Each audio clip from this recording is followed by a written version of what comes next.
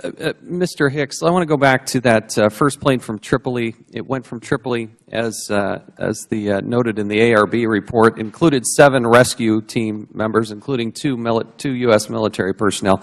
That plane then returns to Tripoli, and the first rescue team that is there is now really engaged in the attack. You have no idea, as my understanding, as to when the attack is going to end. So the second rescue team is preparing to go.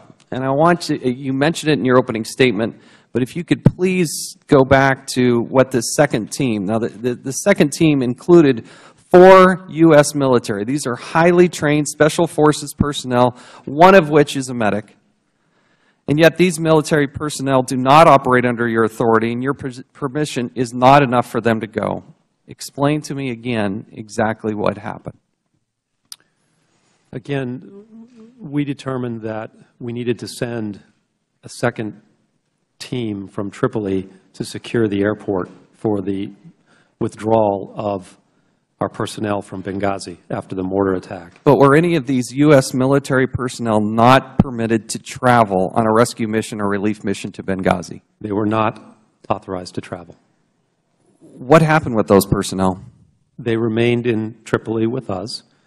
The medic went with the nurse to the hospital to lend his skills to the treatment of and care of our wounded.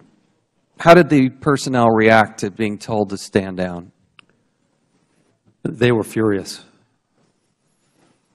I can only say, well, I will quote Lieutenant Colonel Gibson. He said, "This is the first time in my career that a diplomat has more balls than somebody in the military." So the military is told to stand down, not engage in the fight. These are the kind of people willing to engage.